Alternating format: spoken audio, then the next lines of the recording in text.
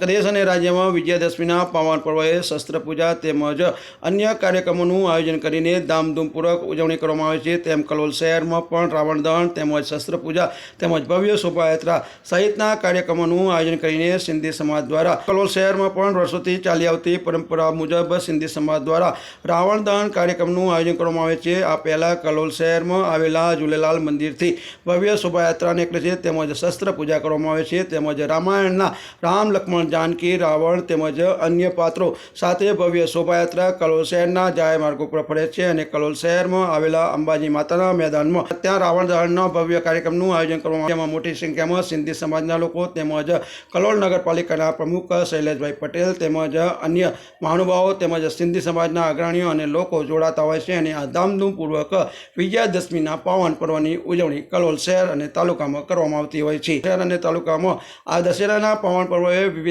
કાર્યક્રમોનું આયોજન કરીને ધામધૂમપૂર્વક વિજયાદશમીની પાવન પર્વની ઉજવણી કરવામાં આવી હતી। રાવણ દહન કાર્યક્રમમાં ઉપસ્થિત કલોલ નગરપાલિકાના પ્રમુખ શૈલેષભાઈ પટેલે જણાવ્યું હતું કે ये दशેરાનું પાવન પર્વ છે તો કલોલની જનતાને શું સંદેશ આપે? અસત્યના સામે સત્યનો વિજય થાય એના લીધે દશેરાનો તહેવાર ઉજવાય છે અને પંજાબી સમાજ અને દશેરા કમિટી દર વર્ષે આનો પ્રસંગ કરે છે। આજે એમનું 49મું વર્ષ છે। દર વર્ષે મારે એમને વ્યવસ્થા કરી આપવાની અને હું વ્યવસ્થા કરી આપું અને એ લોકો ખુશ છે અને પ્રજા જે આ જોવા માટે આવે છે એ પણ ખુશ છે। કે સિંધી સમાજ દ્વારા વર્ષોથી ચાલી આવતી પરંપરા મુજબ વિજયાદશમીના પાવન પર્વએ વર્ષોથી ચાલી આવતી પરંપરા મુજબ રાવણ દહન કાર્યક્રમનું આયોજન કરવામાં આવે છે। અસત્ય સામે સત્યનો વિજય થયો હતો અને ત્યારથી આ વિજયાદશમીના પાવન પર્વની ઉજવણી કરવામાં આવે છે તેમ જણાવ્યું હતું। તેમજ નગરજનોને વિજયાદશમીના પાવન પર્વની શુભકામનાઓ પાઠવી હતી। તેમજ આ પ્રસંગે ઉપસ્થિત સિંધી સમાજના અગ્રણી રાકેશ પંજાબીએ જણાવ્યું હતું કે સિંધી સમાજ દ્વારા રાવણ દહનનો કાર્યક્રમ હતો। શું કાર્યક્રમનું આયોજન હતું આખા દિવસ? आज 49મું વર્ષ કલોલની અંદર રાવણ દહનનું કાર્ય કરેલું છે। રાવણ દહનની અંદર જે કાર્ય કરેલું છે એ અધર્મના નાશ માટે કરવામાં આવે છે અને ધર્મની વિજય થાય એ માટે આ પર્વ ઉજવવામાં આવે છે। વિજયાદશમીનો તહેવાર ભારતભરની અંદર તમામ જગ્યાએ ઉજવવામાં આવે છે। કલોલ નગરપાલિકાના પ્રમુખ શ્રી શૈલેષભાઈ દ્વારા આ મેદાનની અંદર ખૂબ જ સહકાર આપેલો છે। એ તમામ વસ્તુ એમણે પૂરી પાડેલી છે અને આ નગરપાલિકાના પ્રમુખ શ્રી શૈલેષભાઈનો આ કમિટી તરફથી હું એમનો ખૂબ ખૂબ આભાર માનું છું। રાકેશભાઈ, આજે આ કાર્યક્રમનું આયોજન કરવામાં આ દશેરા કમિટી દ્વારા કરવામાં આવે છે, જે પંજાબી સમાજ છે એ દ્વારા કરવામાં આવે છે। કેટલા વર્ષોથી ચાલે છે? આ 49મું વર્ષ પૂર્ણ થયેલ છે।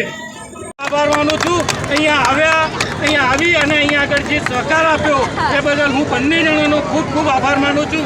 આજે કયા કયા પાત્રો મહત્વનું યોગદાન રહ્યું અને આજે રામ લક્ષ્મણ જે છે, હનુમાનજી એમનો પાત્ર, ગુરુજી, એ તમામનું પાત્ર જે છે એ અહીંયા આગળ નિભાવવામાં આવે છે અને તમામની અહીંયા આગળ રથયાત્રા કલોલ નગરની અંદર કાઢવામાં આવે છે। શસ્ત્ર પૂજા કરવામાં આવી છે। શસ્ત્રો પૂજા પણ કરવામાં આવી છે, જેની અંદર તલવાર, ભાલા, પછી આપણે જે સાધનો હોય એ તમામની પૂજા કરવામાં આવે છે। હા રાકેશભાઈ, જે આ તમે જે રાવણ દહનનો કાર્યક્રમ કરો છો તે પહેલાં જે ભગવાન રામચંદ્રની જે યાત્રા કાઢો છો, ક્યાંથી નીકળે છે અને ક્યાં સુધી ફરે છે? કલોલ ઝૂલેલાલ મંદિરથી આ યાત્રા નીકળી અને આ યાત્રા જે છે એ સ્ટેશન રોડ થઈ, કમાર ભુવન થઈ અને ટાવર ચોક થઈ સત્યનારાયણ મંદિરની અંદર ત્યાં આરતી થાય છે। સત્યનારાયણ મંદિરની અંદર પ્રસાદ થાય છે અને ત્યાંથી લઈ સીધું આપણે પુની બંગલાની અંદર થઈ અને 3 આંગળીએ જાય છે। 3 આંગળીથી પછી વખારિયા ચોક જાય છે। વખારિયા ચોકથી કોબરા સર્કલ થઈ અને અહીં આગળ આ સ્થાન થાય છે।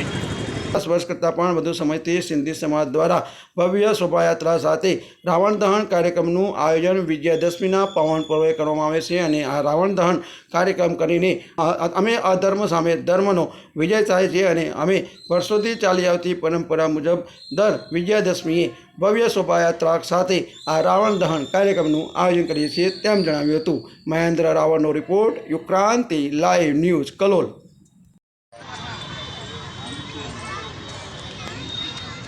8 વાગ્યા છે ને આવ્યા તો 8 વાગ્યા છે 7 વાગે ચાલુ કરી તો 8 વાગે થાય દર વખત થાય છે એટલા જ વાગે।